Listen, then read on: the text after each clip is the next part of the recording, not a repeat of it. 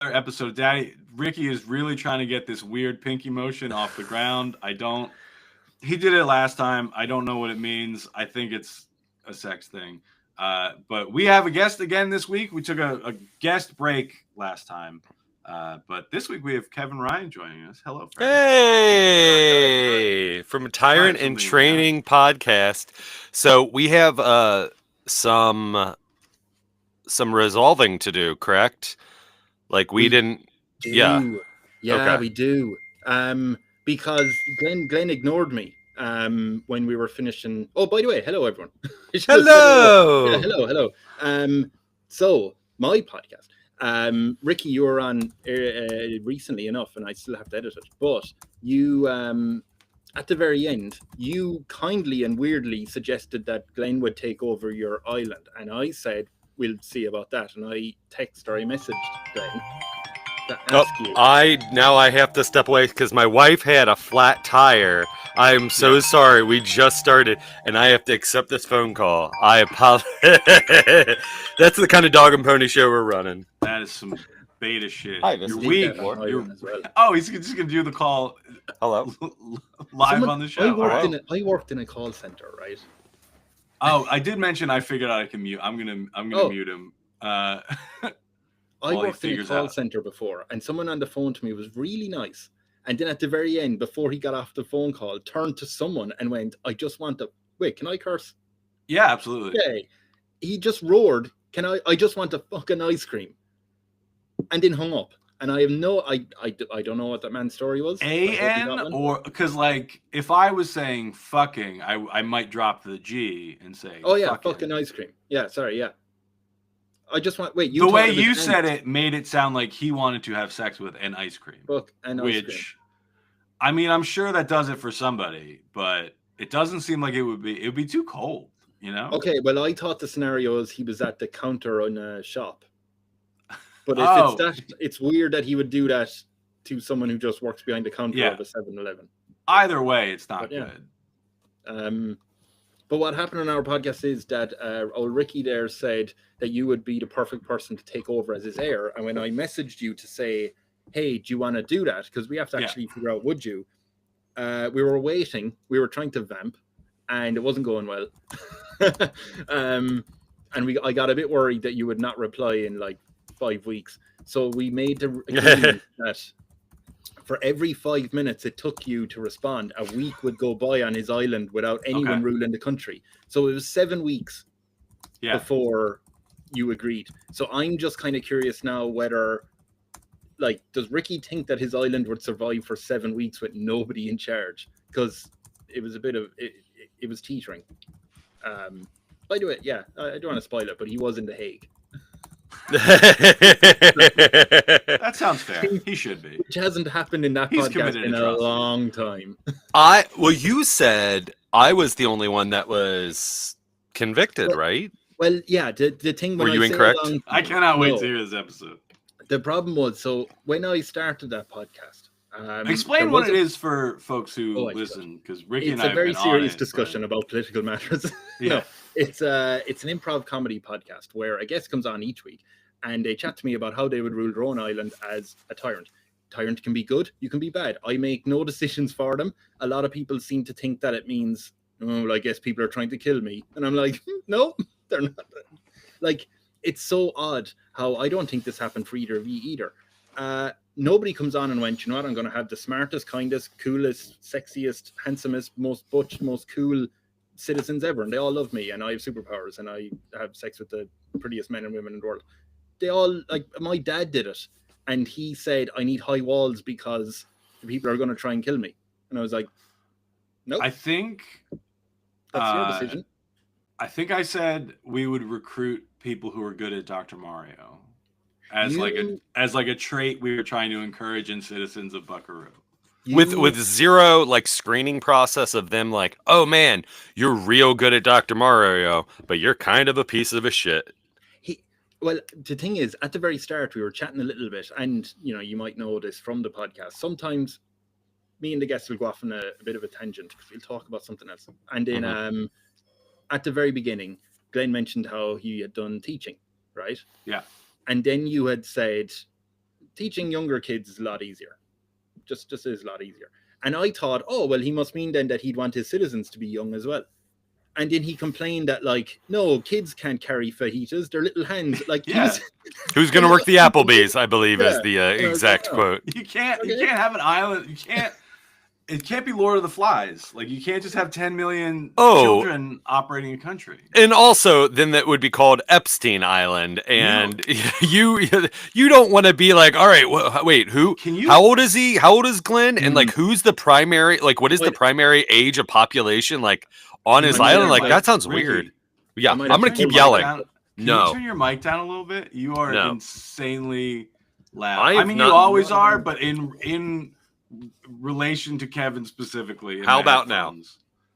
I can't turn my mic down, but I can push my mic farther away. That I can do. Setting? Can you be sedated? Can you just stop screaming into it? Do you think maybe? I'll stop screaming. But when I say that he was the only, or he was one of the few people, what I mean is that when I've done the podcast, sometimes questions will change over time and stuff like that.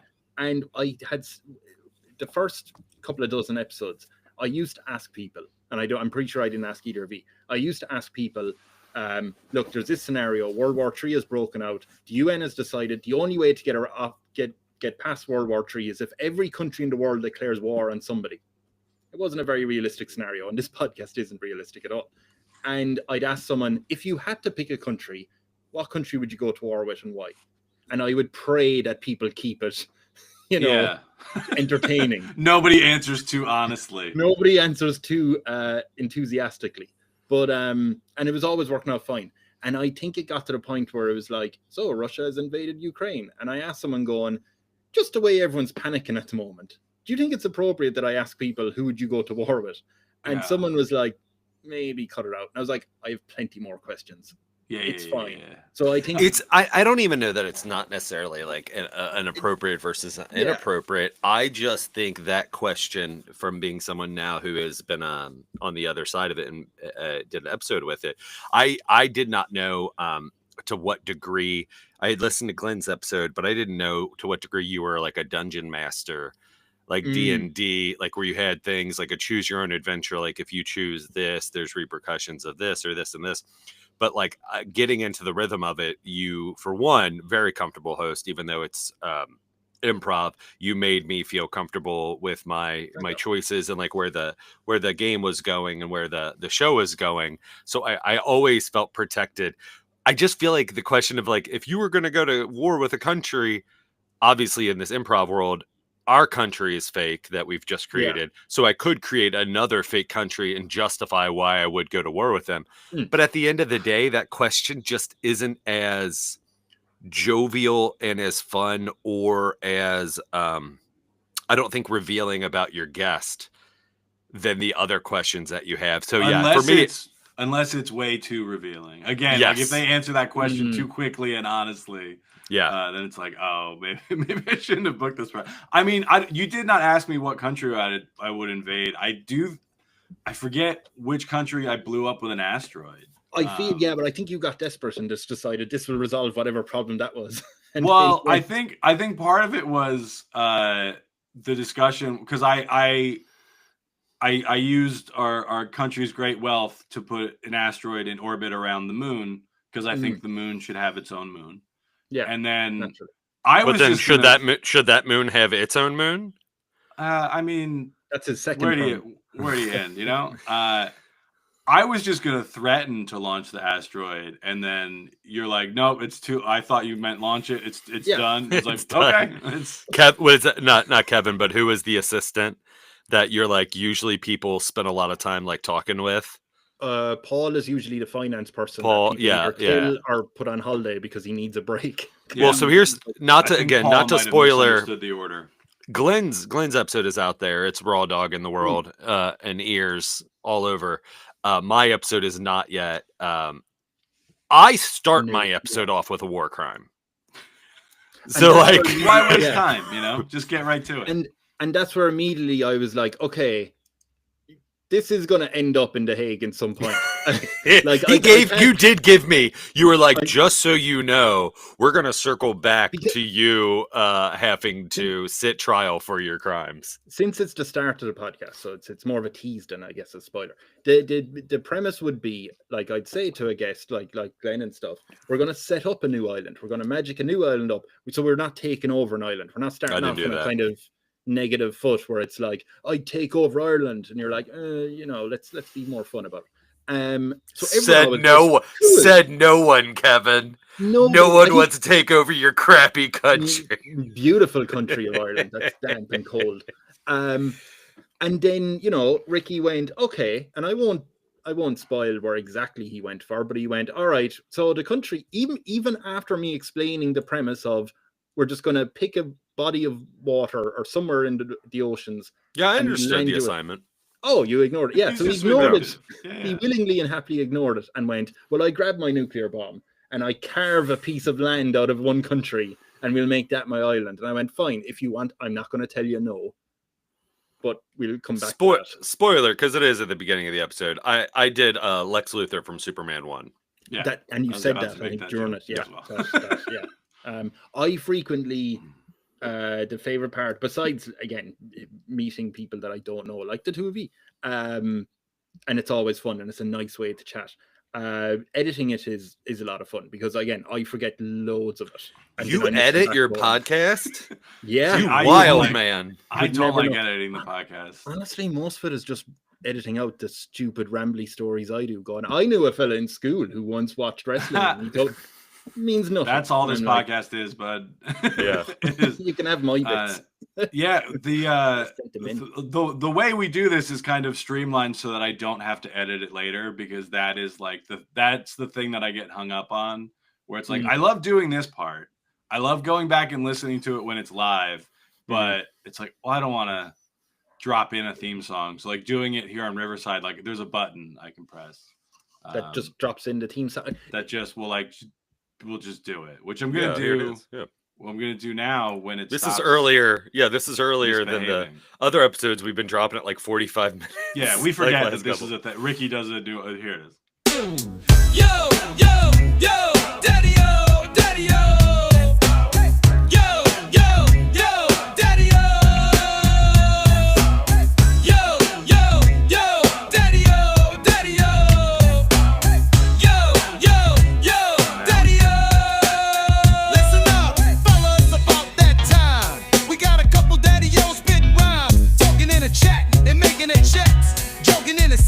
Petty ass bitch TM text. Yo, daddy-o, daddy-o.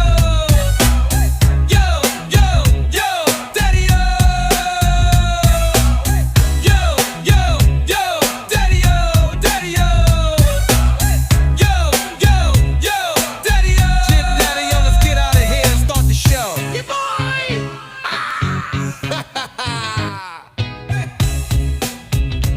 That's it. That's the Daddy-O theme for this week. Just for you, Kevin. So whose son sang that now? Which one of you? Which one of you? Like whose son? Son. Yeah. Son. Like we have a child. No, we are Daddy-Os. You are now a Daddy-O. Oh, but for being on. Is one of your sons who sang that, or who did you get? One of my 1-year-old. Yeah. One of my 16-month-old sons. Some voice, yeah, talented.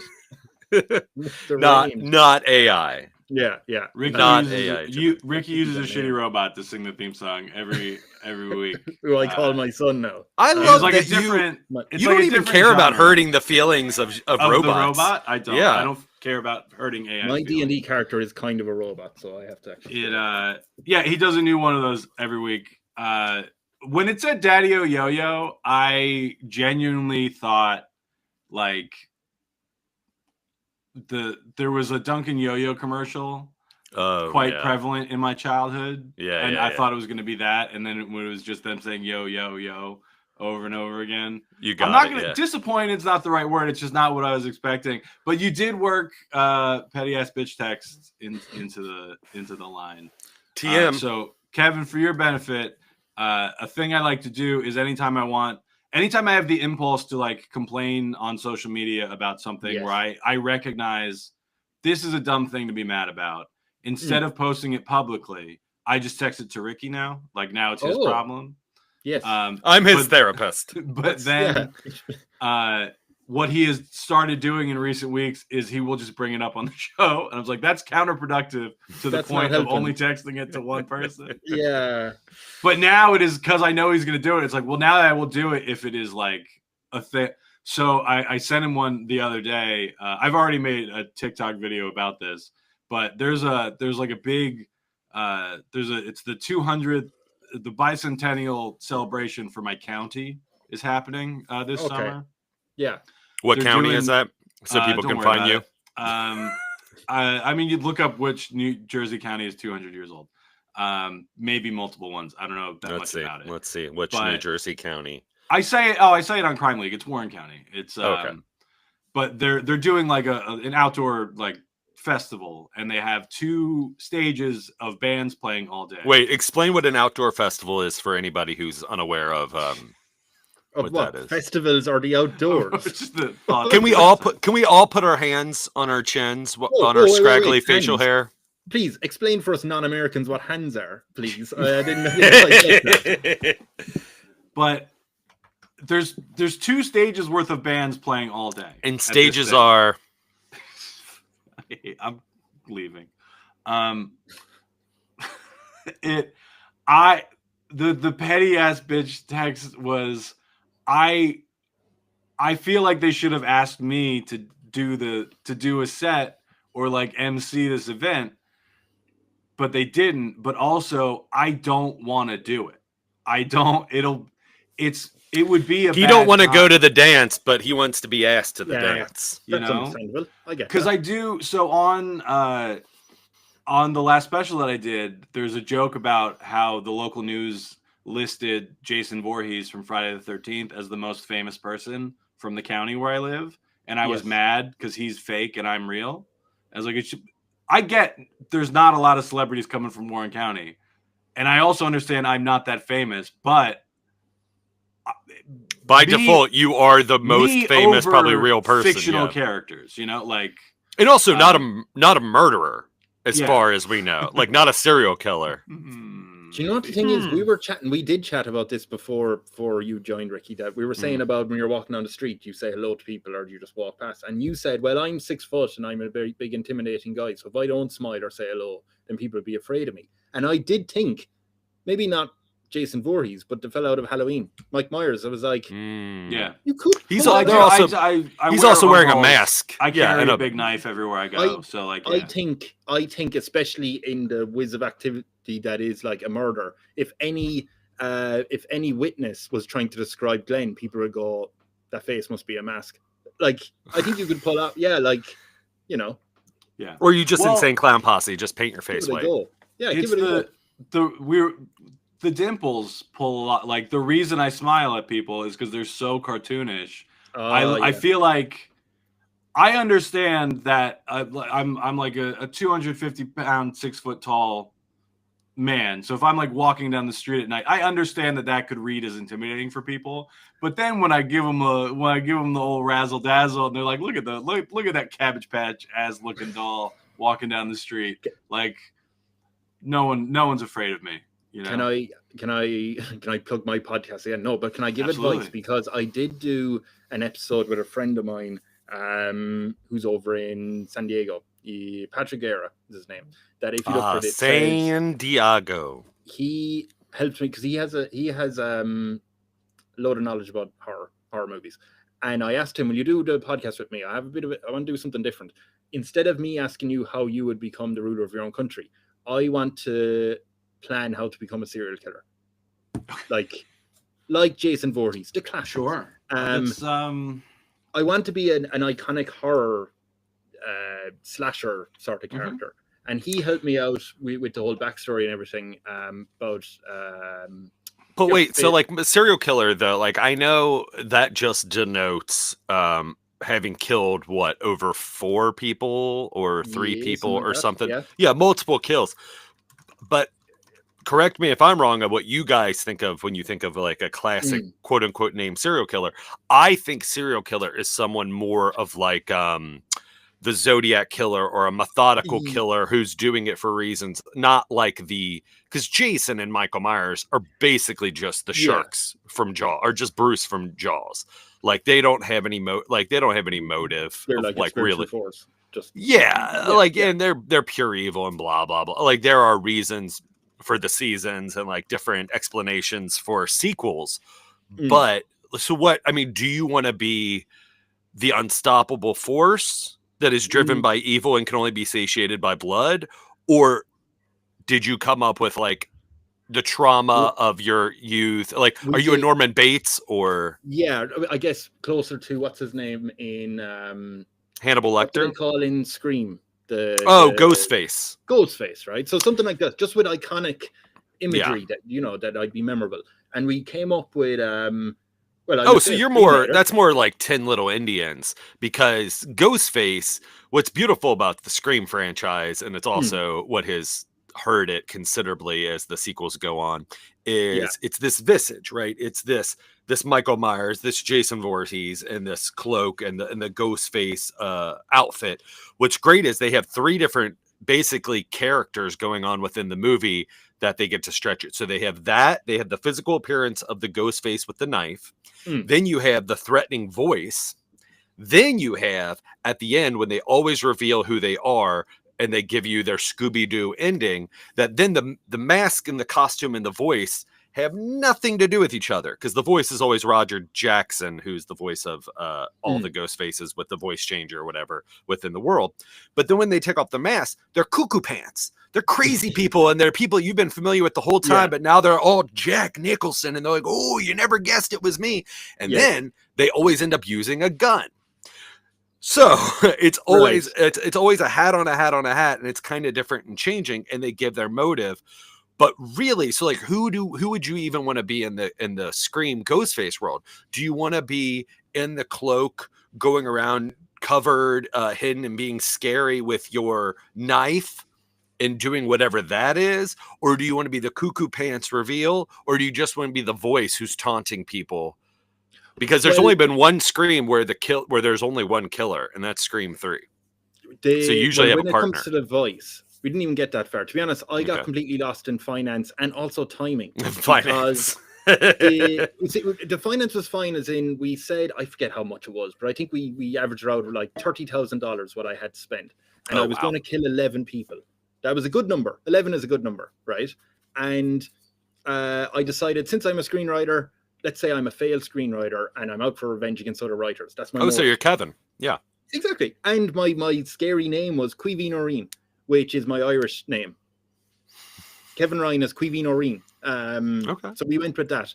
I was staying at a local cult's house to, save money on rent, because I have to find somewhere to live. And then it became... But then that's hard too, because then you have to hide all your stuff. And so like you're leaving... No, the cult were fine with it, as long as I prayed a bit or did whatever they wanted to do. That was fine, right? But the issue was... They were unaware. Yeah, light cult. They had their own things going on. They were waiting for the moon to... they were waiting for one of Glenn's moons to show up. Someday the moon on the moon will on the have its moon. own Yeah. moon and we will rise. But the Have only you guys seen issue... the documentary Behind the Mask, The Rise of Leslie Vernon? It's not a documentary. Yeah. It's fantastic. It is kind of it's a similar thing where like a film crew is following a guy who's like, I'm going to be the next Michael Myers. Like, here's how I'm setting up this haunted house thing. I'm going to kill all these teens. Biggest misstep in that movie is that they personify that Michael Myers and Jason Voorhees and Freddy Krueger all are real. I think that is the biggest misstep. That they treat them as they're real in the universe, is it? In the world. And this guy, Leslie Vernon, as this documentary film crew from like this college is following him. And they're just like, oh man, he's kooky. And he's like, look, I'm giving you all this behind the scenes. This is this one guy who he's my mentor. And he's like a Leatherface, like an ex-Leatherface, but he's okay. And he's living a regular job. And his final girl, they've got married and they live with each other now. But this Leslie Vernon showing like, he's like, and you got to find the virgin, and like, and you stalk her and you make her feel like something's crazy and like blah, blah, blah. And then, so the first, I would say 60 minutes of the movie are a mockumentary style. Yeah. mixed pretty in funny with at the beginning, and then Yeah. it like turns into like an actual horror movie at the end. and then it yeah. turns Well into done. the movie where the documentary crew are inside of I the think you movie that need he the has set up. thing of saying that these other characters are real, like, because it's the first part of it's like genuinely kind of goofy, and I think It's meta. without that, then it is like, well, they wouldn't be like doing this with it. Like they would, they would call the police is what they would Yeah. do if it's just like, oh, like, from these movies that are fake. But it's like, well, like we all know these are real guys. This guy wants to be like one of them. It is like, I think it helps sell that first half a little bit. But I disagree just in the case that they pull in supernatural, right? When you acknowledge that those other characters are these other characters that, Jason and Halloween have dipped their toes into supernatural, they are quote unquote real until a certain sequel. Freddy, always supernatural. So when you bring in, like, if you said like a Texas Chainsaw or Jason or a Michael Myers were real, and you're only using like their first initial movies, that would make more sense, because that's why those movies play so well and are so terrifying, because when people saw them, they're like, oh, that could happen. But then when you get to fucking part 6, where it's the Thorn cult in Halloween, or Jason Goes to Hell and there's this evil worm and the zombie Jason are resuscitating it, I think that makes it goofy. What's fun in Behind the Mask, and I don't think it's needed that they exist in their world, is this guy is a kook and he doesn't do anything illegal while they're filming him. He's like, it's more or less pranks that he's showing. Like, this is actually how it's done in movies, where the door shuts behind the person. He's like, I set up a brick here and I pull the string and she thinks someone's following her and she's the final girl and she's like, everything that he sets up, it's all theatrical. Yeah. So the fact that these other real people, so when the turn happens where you're like, oh shit, no, this guy is actually setting up for this third act bloodbath at this farm, like you are in a horror movie, and all the film crew is just like, oh, this is fun. And then when it turns and they are inside of it, it's like, oh, we thought this was fun because this guy was kooky. Yeah, it's not fun anymore because now we are in the horror movie that he set up for us. I mean, there are illegal acts, and I mean the whole thing, they're conspiring to commit all these murders. Like, they know about it. They are now willing accomplices. Right, but it's just the same as, but nothing that they assist in a court of law. Like, they show their footage from the documentary. Nothing would ever hold up that they would be complicit in that. It'd be like, well, this guy told you he was going to do this, this, and this. And it's just like, yeah, I was on a podcast called Tyrant in Training where I said I was going to blow off half the world. Doesn't mean it's not actually, it's not serious. They would all go to jail. Absolute, no question. Nobody goes to jail over conspiracy, Glenn. Come on. Hard disagree. They would have to be finding some other stuff to corroborate, like something of a law being broken, because until the end happens, I don't want to give away the end of the movie, but the movie plays out as it does. Yeah, and then they would go to jail because of where it ultimately ends up.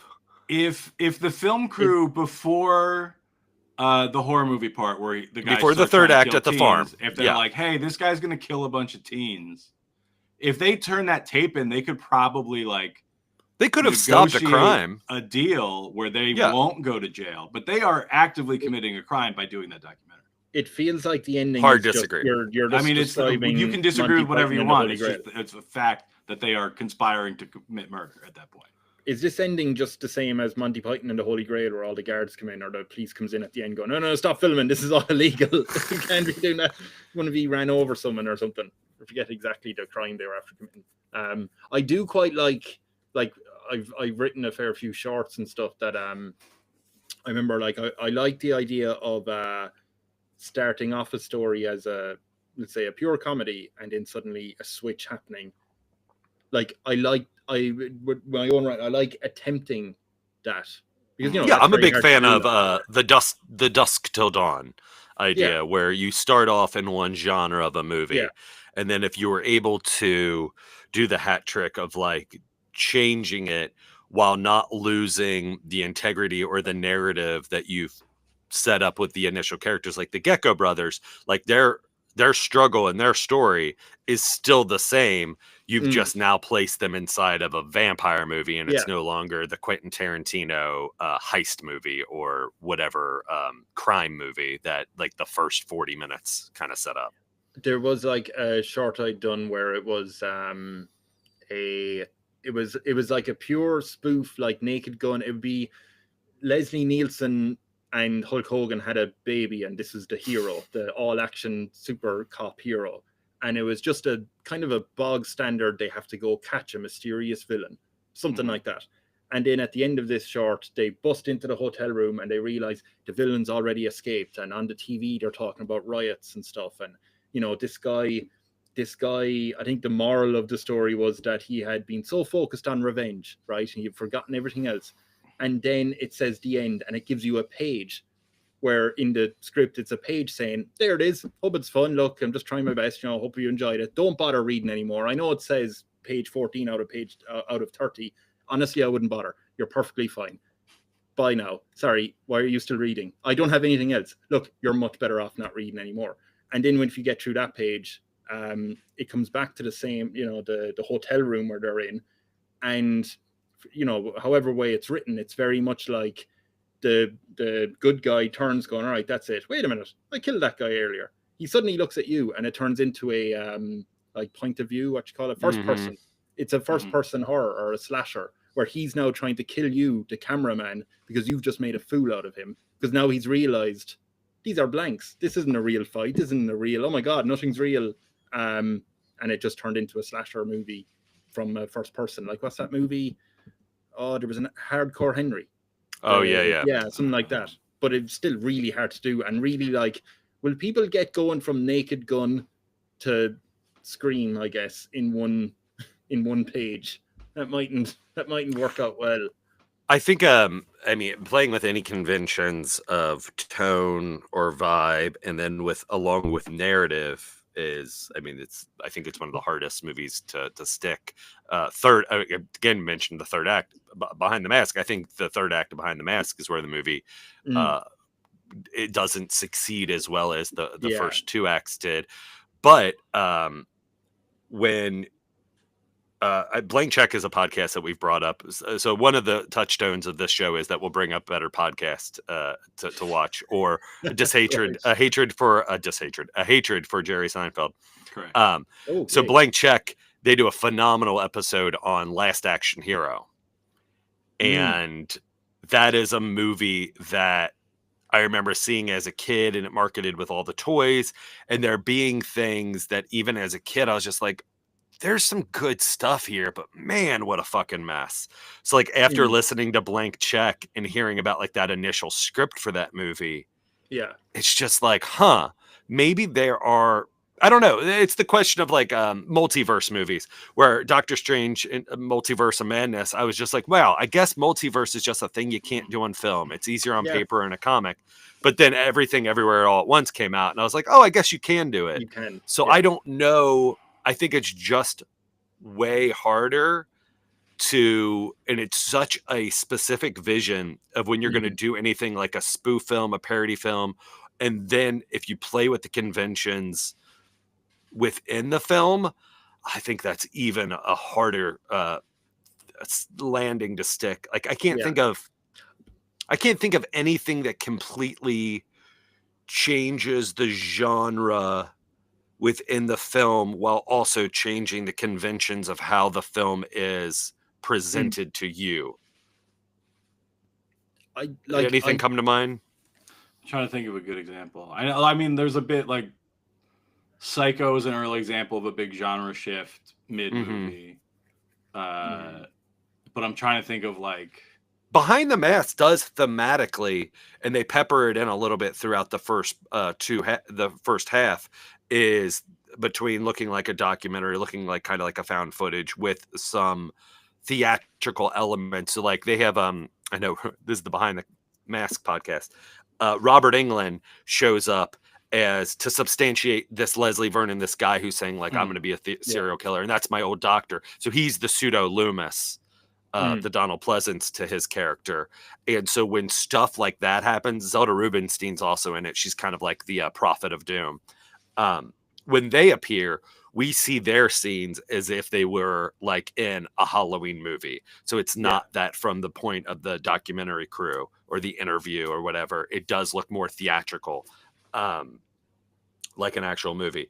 So that one is one, but I don't know. I'm sure there's a handful of others. Paintball episode of Community kind of does what you're talking about, where the beginning of the episode is just kind of a straightforward, this is a television sitcom, and then Jeff goes to take a nap in his car, and then when he wakes up, then you're in like action movie. Everything looks different. It's, you know, everybody's acting out of character because like this paintball game he's like deep in it and he missed the whole beginning of it, and then suddenly he's, you know, Die Hard. Right, the first one's the one where he's basically Die Hard. Crawling through the event. It's paintball, and then it's like the Western one, the Star Wars one. There's the Rankin and Bass claymation one. Yeah, but that's not a paintball episode. No. I'm just saying, like other times where they've yeah, they do. Yeah, they do it a couple. There's the puppet episode that everybody hates, where it again starts regular episode of Community, and then they start like using these therapy puppets, and then we just see the scenes they're talking about. Those characters are puppets, and then Jason Alexander's just a guy, and then Sarah Bareilles, I think, is in that one. I haven't seen that one in a while because it's not great. There's probably a silent film or even something else before this, but I guess Wizard of Oz would maybe fit into that category. Is a movie starting off with a vibe and a feel of something and then just completely shifting. Like the character of Dorothy is still the same, but we're kind of in this Fantasia. But I don't know if that counts, because I wonder what the runtime is when she finally gets into Oz between Kansas. Like, how long do we live in Kansas before we get to Oz? 20 minutes? Maybe 20. And then we're maybe another 10 at the end? Yeah. The end is probably shorter. Do you think it's easier then or more advisable that, you know how with the first two Terminators and the first two Alien and Aliens, they went from like Alien was, I was going to say creepy, but like horror in a claustrophobic, there's not enough room, there's one alien about to kill us. And in Aliens, they went, let's do some cool action stuff. Right. Yeah. And there's a lot of aliens. 100 miles per hour. And like with the Terminator first two movies, it's kind of the same, where it's like, this unstoppable killing machine, and in the second one, this cool machine is going to defeat the other machine. They're going to fight, and like I like, obviously everyone loves those movies because they're just brilliant movies. But I love that they went into each movie's sequel going, right, well, we're not going to do the same magic trick we just did. Let's move it on. Like that's, you know what I mean. I think they literally defined what a sequel. I mean, they're both Cameron, so there's some hallmarks there that he's doing and some shit that he learned from working for Roger Corman. I mean, he helped produce and work on the Alien ripoff. I don't know how apocryphal this is, but there's plenty of big time directors and writers who got their start working with Corman on shoestring budgets that they saw the trailer for Ridley Scott's Alien, and Corman immediately got all of his people together. And he's like, all right, go to other screenings of movies that are showing the trailer for Alien, and you all have to see the trailer for Alien. Take down notes of what you see and what you notice. And so that movie comes out in whatever, 5 months. He's like, I want our version of that movie, the Fast and Dirty, like drive-in version, to release right around the same time. Go make it happen. So Cameron got to go make basically what he noticed from the trailer of Alien. And of course, it's ridiculous whatever that movie ended up being that Corman ended up having be made to be the ripoff. But I do Phantasm 1 to Phantasm 2, is always like everybody mentions the Terminator 1 to Terminator 2 or Alien to Aliens. In the horror realm, Phantasm 1 to Phantasm 2 is the Terminator, the smaller, dark movie becomes a big action movie. Another one, the horror genre loves to do that, right? Of figuring out like how do we make these bigger, better? Elm Street 1 to Elm Street 3, with the limitations of it being 1987, you can read Bruce Wagner's and I think that's his name, and Wes Craven's treatment script, where they basically wrote, what if kids that had nightmares of Freddy's found out they have powers in their dreams, and it was X-Men meets Freddy Krueger. Yeah. Of course, when they ended up making the movie, they're like, all right, we can't have a kid flying around the whole time. So what if that character doesn't have a voice? And when he does speak once, it's like Banshee from X-Men. Like that we can do. Like they were literally like, all right, we can't do this. We can't do this. We can do a dumbed down version. But I think the horror genre, maybe action. I mean, because Alien, it's a horror movie. Terminator is sci-fi, but also a little bit of a horror because he's a stalker killer. Yeah. So I don't know. Are there any straight up comedies? I mean, obviously, it didn't classically happen. Comedy sequels suck. Yeah, it didn't happen, but there was going to be one of the sequels to Jaws was going to be produced by the National Lampoon, where it was just going to be, it was a legit, not a parody of Jaws. It was going to be, I think, the third one. Jaws 3, People Zero. Yeah. And it's just like, no, this one's a comedy. And then they're like, well, we can't. That's ridiculous. We can't do that. What if we just keep making some of the worst sequels to one of the best movies that there's? Well, and I think Joe Dante, you can read some Best Films Never Made. Some Blank Check probably talks about those. I know they do it on Best Films Never Made. And they might even have Joe Dante on there to talk about it. But he was coming off of Gremlins. And that itself is almost a parody of those kind of movies. Is pretty stark. Gremlins 1 and 2? Yeah. Where Gremlins it's kind of goofy, but like is just kind of a horror movie. Like it's kind of just a straightforward horror movie. The Gizmo's cute as hell, but we're supposed to be scared of the Gremlins in Gremlins 1, and then Gremlins 2, the new they're in the cinema and is like, they're like, what if this is just ridiculous? Like, what if this is just the goofiest shit ever put on screen? Because they do the thing where they break the convention. Hulk Hogan in the screening, or John Wayne, depending how you. When the film breaks, like they do kind of that thing you were talking about, Kevin, with your short of like, they acknowledge this is a movie halfway through. Hulk Hogan and or John Wayne talk to you directly, depending on the version. And it's like, it's just like, the first one was supposed to be kind of scary. I don't think that it succeeds at being genuinely scary. So they're like, what if we just go so hard in the other direction? And the original movie is incredibly self-aware that it is a satire of this, I mean, it's kind of like an old story. It feels more like those early 50s, like drive-in horror movies, where the dejected character finds this dog or something, but it then ends up turning out to be this monster. Like if you don't know the tone of, if you are unaware of the tone of Gremlins, granted, this probably depends on how old you are when you're first watching it. If you're younger and you've not been exposed to many things, Gremlins is probably terrifying. If you're older, the movie works on another level, kind of like the Batman 60s, their Subversion.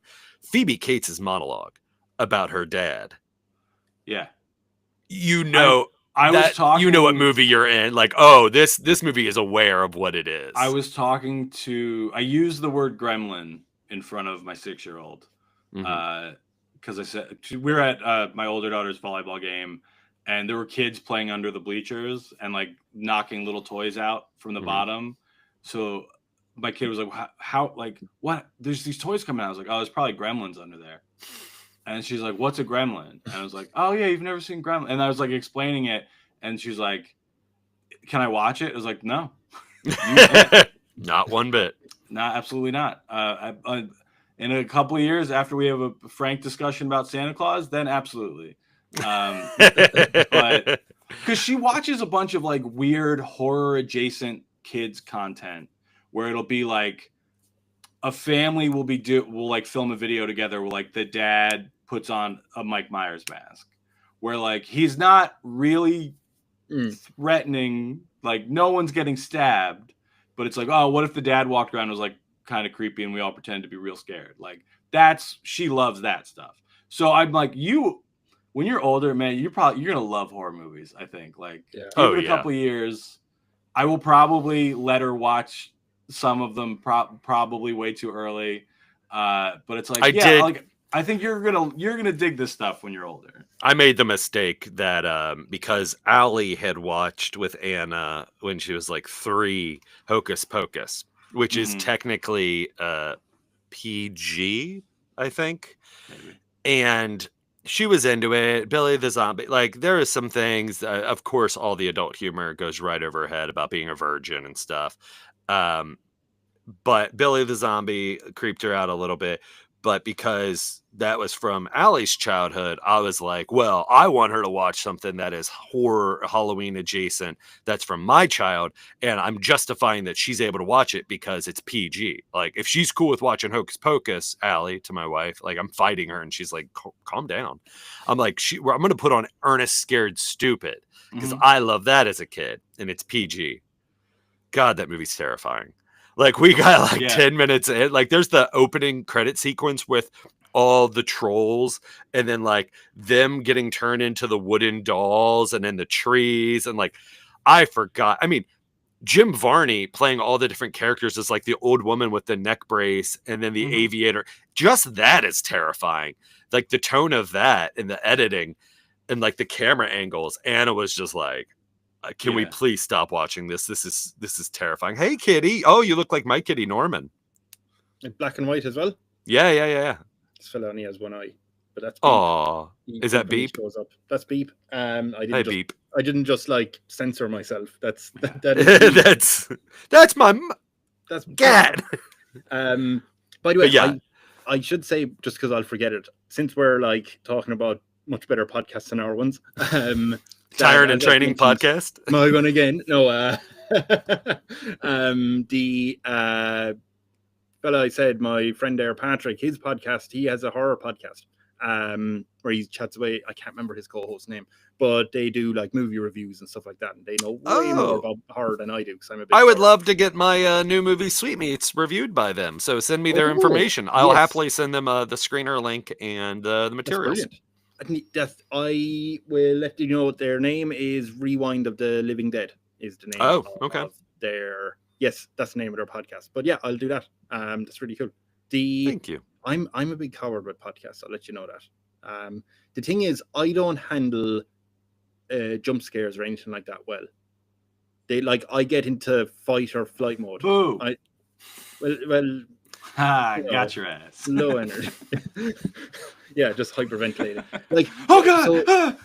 Glenn looks down and picks up his cell phone for a minute, and I get a text message that's a petty ass bitch text message. Just like, I thought Kevin was gonna be scared. He said, "Stop booking these weak ass cowards on our show." Well, do you remember what's that actor's name? He played Rorschach in Watchmen. Very good actor. Yes, Jackie Earle Haley. Yes, and he played Freddy Krueger in the remake there a good few years ago. And he also played a movie about where the guy is a child molester. He did before Freddy and before Rorschach, which was interesting because Rorschach is very much a character who probably had been molested and why he is the way he is.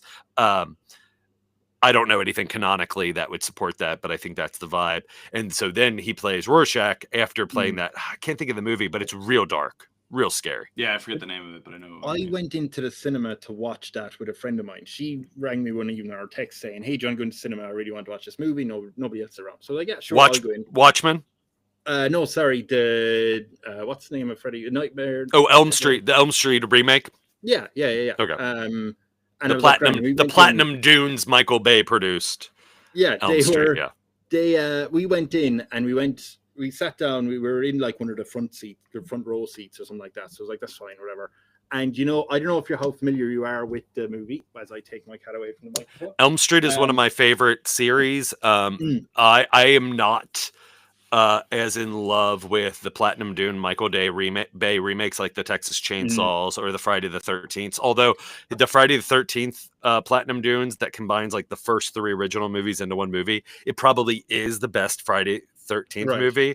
But again, that to me is just saying like it's King Shit of Turd Mountain. Or Elm Street, there are things in it that I like that I think people are too harsh on it.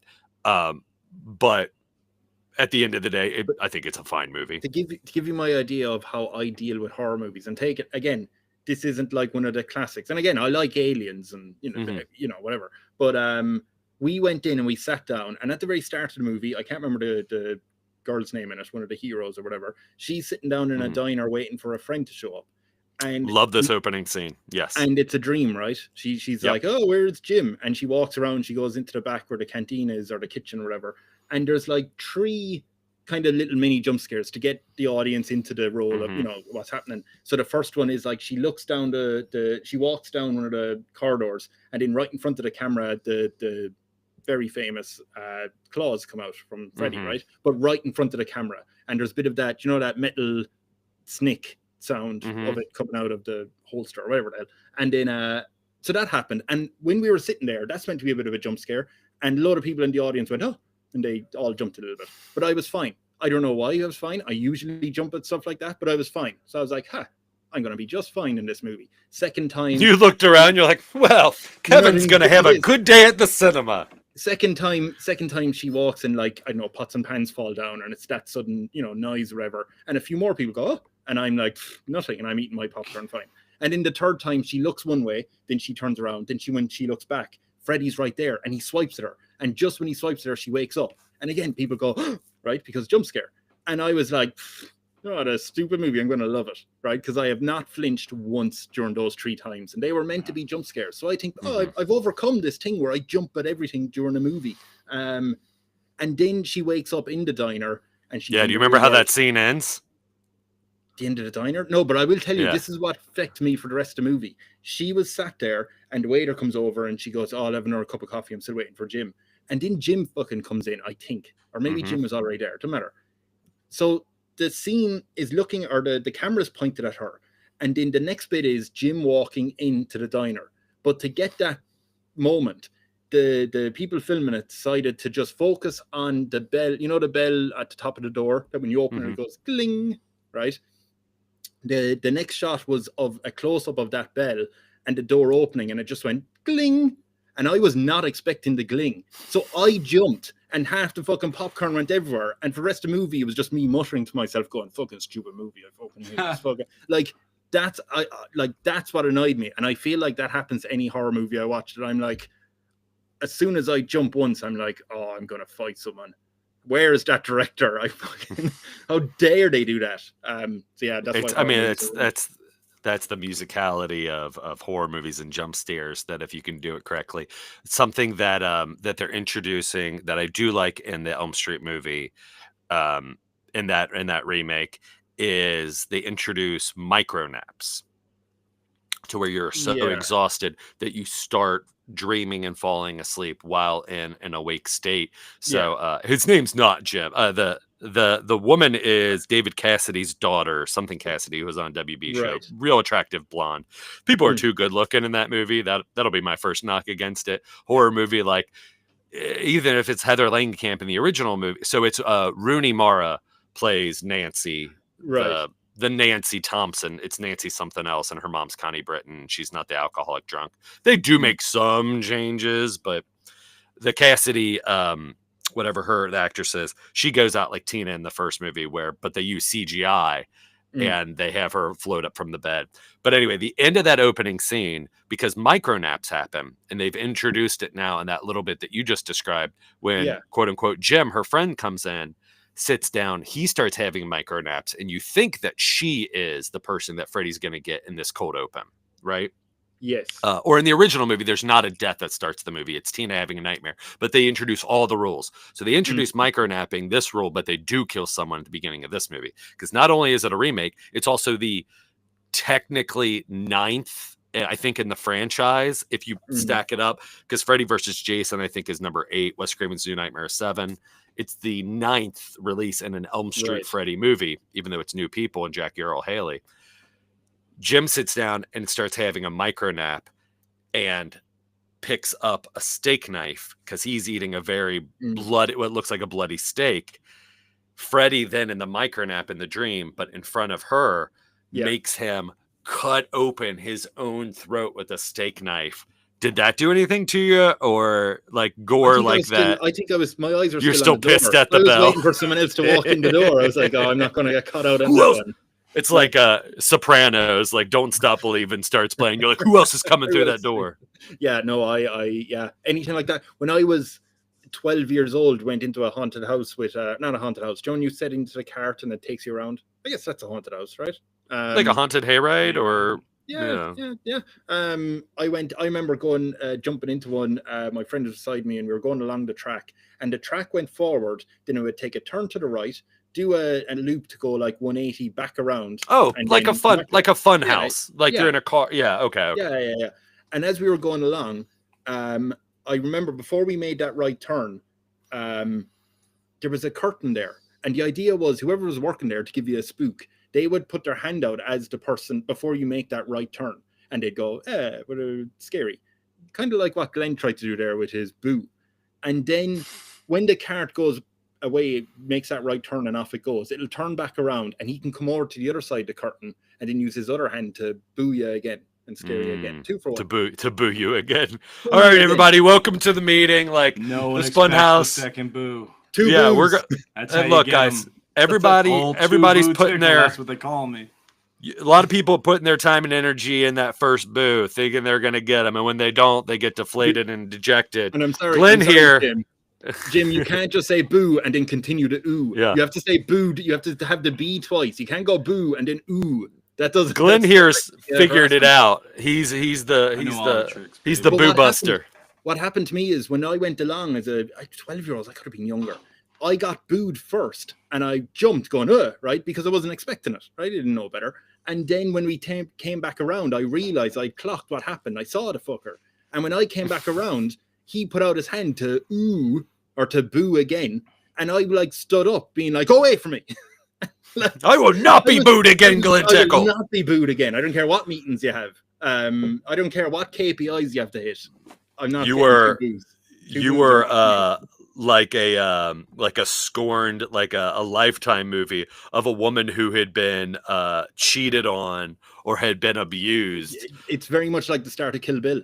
You're like, I will not be booed again. Yeah. Kill Boo.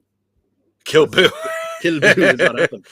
So you are not typically a fan of scary horror. So you would say you probably more. What's your favorite genre of horror? Like an action horror or a comedy horror?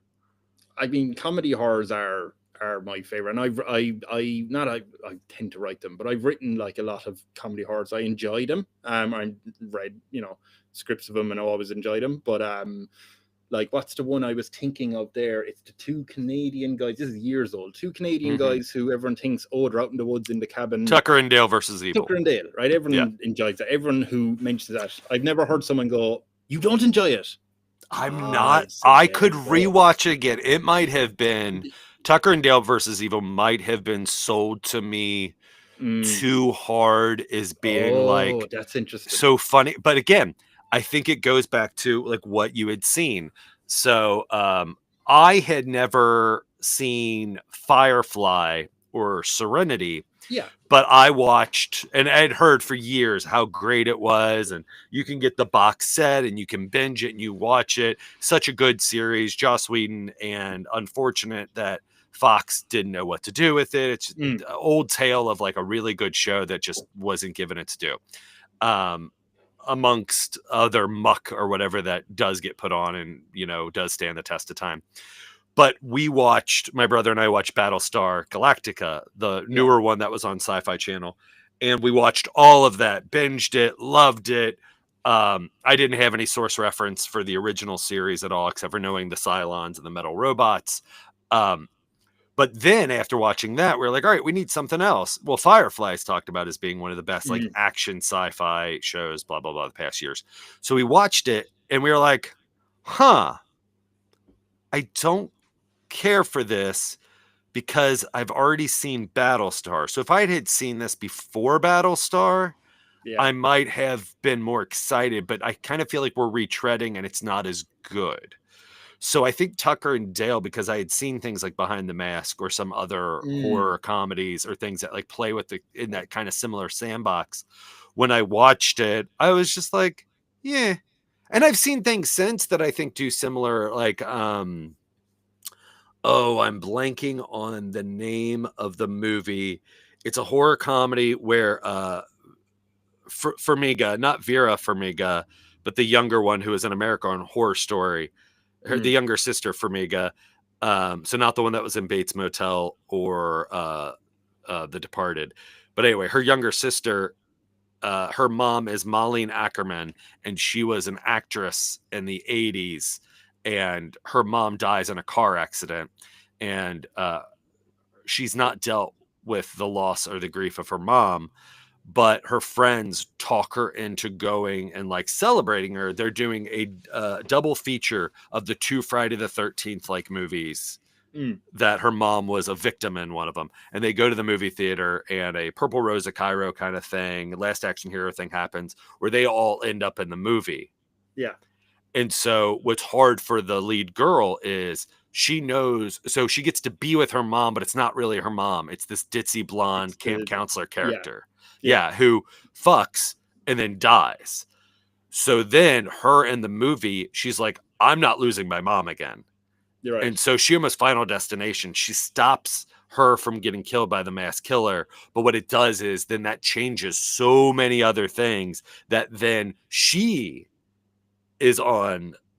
Her and her friends now become possible victims of this mass killer because she Adam Devine's in it. Sorry, I'm blanking on the name of it. I have no idea what this movie is. No. It's a fantastic watch. Again, it's probably one of the best Friday the 13th movies that exist without being a Friday the 13th movie because it's smarter, it's better, the dialogue's better, the character's better. But yeah, so when I saw Tucker and Dale, that's a movie I could probably go back and watch and like more, but it just didn't. And I like Alan Tudyk. Yeah. Had you known, had people said to you, oh, this movie is great? Because when I watched it and when Celine watched it, like we knew nothing. Like this was a movie, like we went in blind to this. We had never heard of it. I did. It was set up. It was set up. So a movie that I think is very funny, but also very terrifying and scary that I didn't know anything about, that we had actually gotten a bootleg and we were snowed in. And we had to, my 2 brothers and I had to walk on ice to a McDonald's, which was open, and get food. We came back, we watched 2 movies. Super Size Me, which was awesome to watch after grabbing McDonald's in a snowstorm and just being gluttonous and eating. And the other one was I knew nothing about, and it was scary and funny, but it was awesome going in blind, was Shaun of the Dead. Oh, so God, I didn't know anything about Shaun of the Dead, and then I just knew it was a zombie movie. And then, so the humor surprised me. The scary of all of it surprised me. But yeah, Tucker and Dale, I think it was like almost like Napoleon Dynamite or Zoolander, which Zoolander I've gone back and rewatched and can appreciate. Napoleon Dynamite I didn't like, and I haven't gone back and tried that. I get it, but because it was sold to me so hard. No, I agree. If I had 400 people tell me, oh, it's so incredible, you love, and then I go watch it, I was like, yeah, I mean, it's fine, but like, you're gonna piss your pants. Yeah, I went in cold for that one too. Of like, I think I had one friend who's like, "Hey, go watch Napoleon Dynamite this once you get a chance." He's like, "I'm not gonna tell you anything about it." That happened to me with Arrival. Like, I had a friend of mine telling me it's probably one of the greatest sci-fi movies I've ever watched. And this guy like really knows his movies and loves movies. You know, he's definitely watched more and he knows more about movies than me. So I was like, "Oh, that is high praise." And we watched it there one night, and we were like, no, I don't care. The only thing that came out of that movie is I went, you know what would have made that movie a lot better? Because you know the way the general plot is, Monday aliens morning come down, quarterbacking. they Yeah. figure out what the language is. I was like, Yeah. instead of going to the people who are clearly very capable, like the dead language expert and Yeah. Jeremy Amy Renner, Adams who's- and Jeremy Yeah. Renner and Amy Adams. Is that Yeah. okay? Yeah. I was like, what would make that movie so much better is if the aliens landed at the back of my parents' house and for some reason would only speak to my parents. And just, I always explain to people, my parents think rice is exotic. So they're not going to give a fuck about aliens showing up. They won't Yeah. understand them even if they speak perfect English. And Yeah. again, they do not care what these aliens are doing. Get out of my house.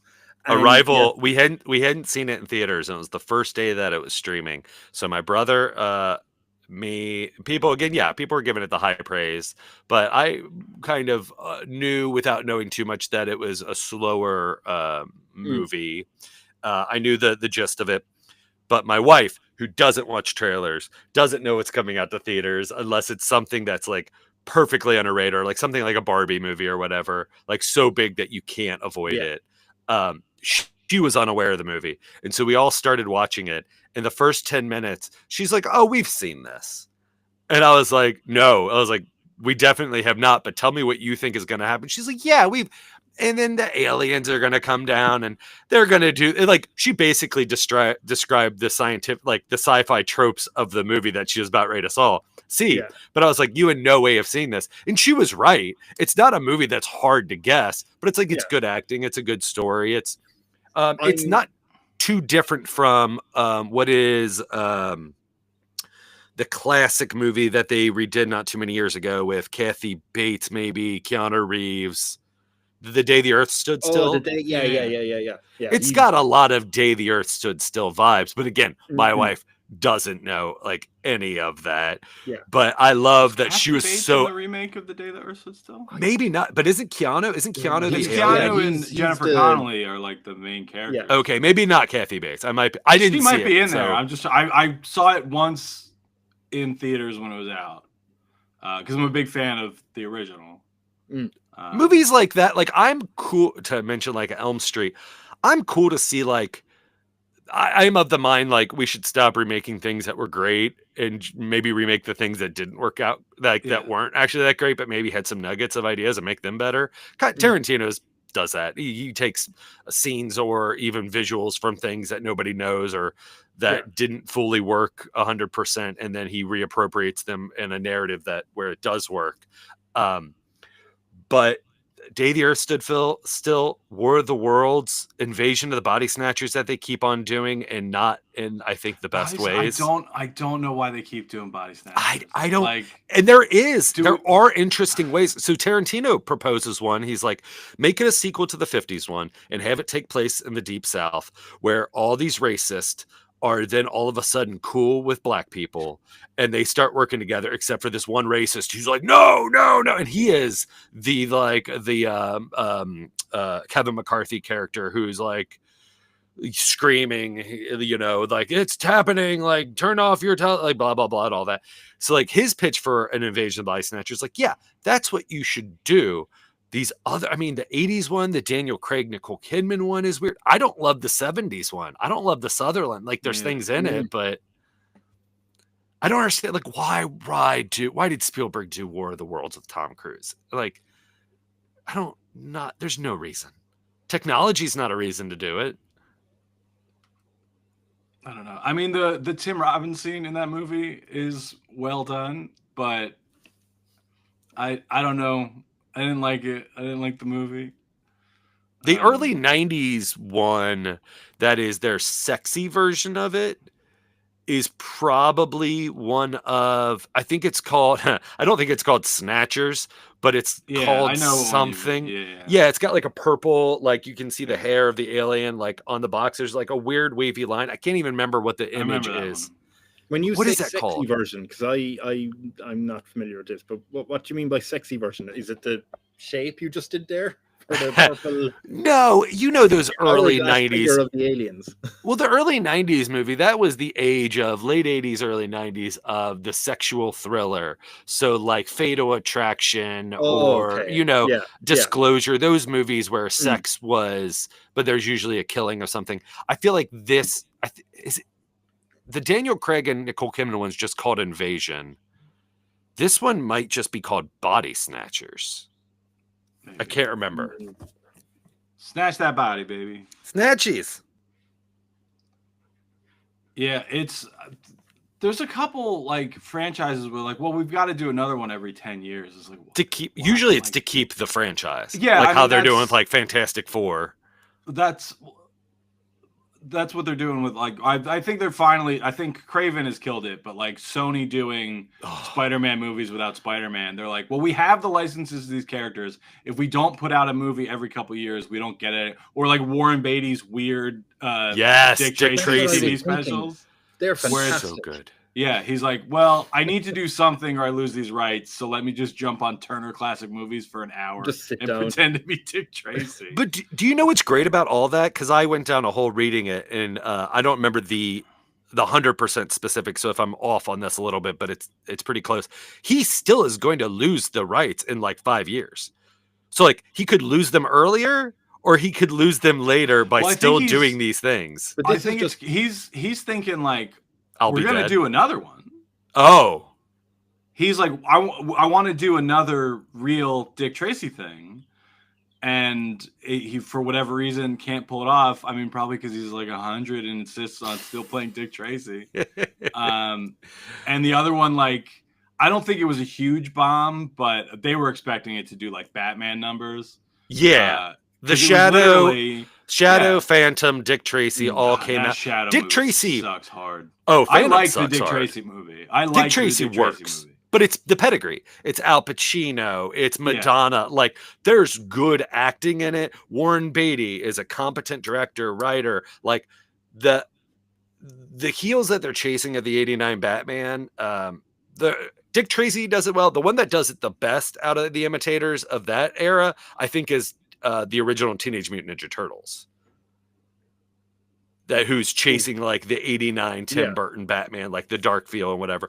But Dick Tracy's not bad. I would be interested in seeing, oh yeah, Jonathan Winters in The Shadow and Alec Baldwin. Like, oh, and that movie takes place, I think, in the DC universe. I think they reference Gotham in The Shadow. I don't know. Maybe It's been it a could be while wrong. since I've seen it because it sucks so hard. Toys were great. And I'm like, I was a dork who would like listen to old radio stuff a lot. So it's like I'm very familiar with that character. Like like even as a kid, like I knew who the Shadow was. Where it's like that was a big complaint I saw at the time, and people were like, "Who's this for?" You know, like me. Hey, it's like my kid knows who Batman is, sure, but like. I mean, I guess even my parents are like, I mean, we've got the one kid who knows, who's weirdly excited to go see The Shadow. Our other 4 kids don't give a shit, and we don't either. We barely remember that was a thing. And it's like, oh man, he's gonna look into so many men's souls. And well, it's like, he has guns. It's anti-Semitic. Like Yeah. when the transform, it's wild that they decided to. Because I think the Phantom definitely is Billy Zane in the Phantom, and I think Catherine Zeta-Jones is in the Phantom. It definitely is a period Sucks, piece. yeah. I think the Shadow also is. Shadow's where- a great piece, yeah. That's like So- 40s. Batman, the Gotham that Tim Burton proposes, and the cars and whatnot, it feels like that. But they do a smart move of not being like, this ain't the 40s. Right. But then the it's not- Shadow, Dick Tracy, and Phantom. Wild. 89 Batman is like highly stylized, Yeah. but it's not like like I don't think no one goes in that like, okay, so it's 1939 in Gotham City. It's just like, I don't know. It's just old timey shit because that's what Tim likes to do. It all looks weirdly out of time. Yes. But the Shadow, they're like, no, like it probably opens with a title card that's like New York City, 1941. And it's like, all right. Do you want to see what a rich man looks like in the 40s? It's Alec Baldwin. Yeah. And he has to get uglier to be a superhero. Cranston's up to. Lamont Cranston. He What a good looks name. So bad as the Shadow. And that was like peak hot Alec Baldwin. Like he looks great as just being Alec Baldwin. Oh, But then smoke they're show. like, well, yeah, when you turn into the vigilante who famously the bad guys can't see, we really gotta jack your nose up in a weird way. And it was like there's like art that they were trying to make him look like, and it's like you don't have to do that. Give him a hat and a scarf. We understand he's the Shadow. Speaking of Alec Baldwin, right? Yeah. What's he doing these days? Oh So, my gosh, I cannot wait to see, because just saying that opens it to so like I could guess where you're gonna go with this, but I'm excited to see where it is.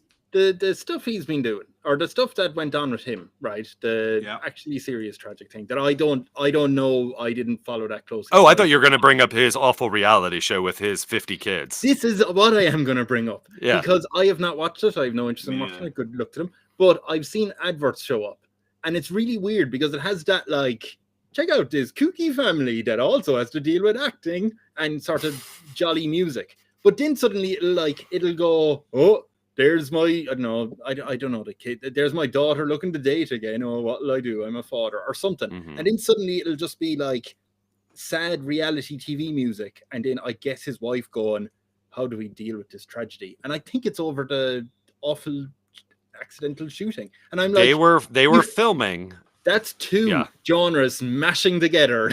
That's real life and reality is quite TV. The tone shift. That is the tone shift that works. So I watch Real Housewife shows with my wife Allie, and whenever it really like I get the soap opera of it all, but what makes me cringe so much is when actual tragedies happen while they're filming a season, or like a divorce or someone dies or whatever.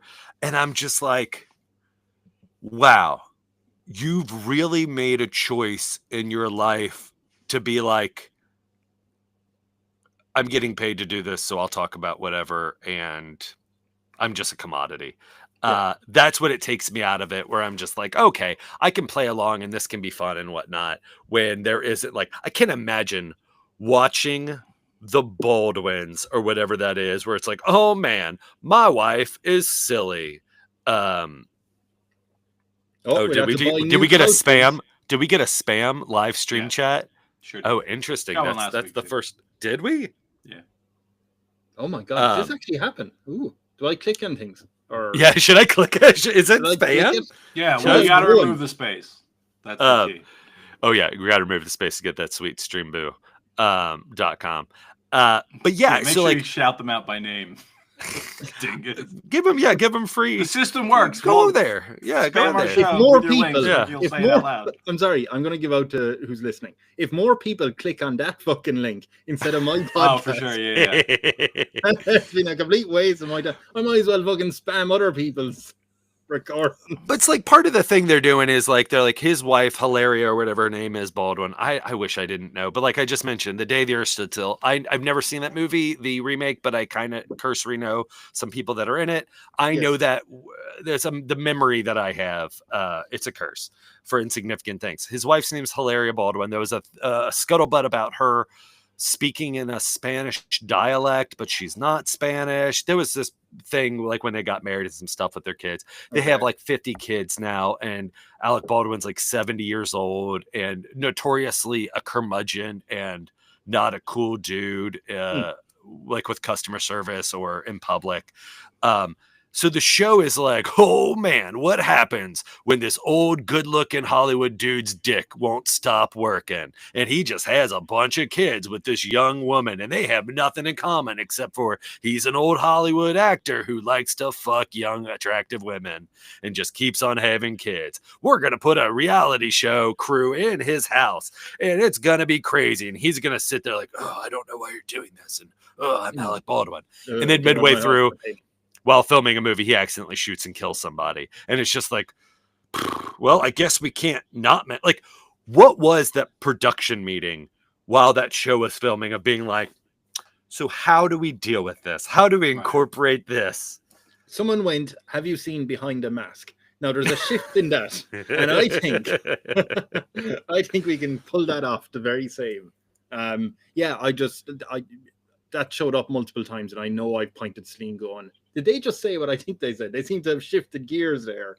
They're treating it like Home Improvement, like on a very special, and we've already mentioned this in the podcast, on a very special episode of Home Improvement. Jonathan Taylor Thomas maybe has AIDS or cancer or whatever they did. So they're doing that. Like on that, they're like, oh, they're probably like, we're great. We need to have a dramatic storyline in the season of the thing we can keep on coming back to. And this is what it'll be. And people will watch it because they love gossip and they love tabloids. And so this probably will be a boon for us and will be great. How do you go into the next season, though? Do you go, Alec, can you maim a child? We're running out of season 4 is really dipping here.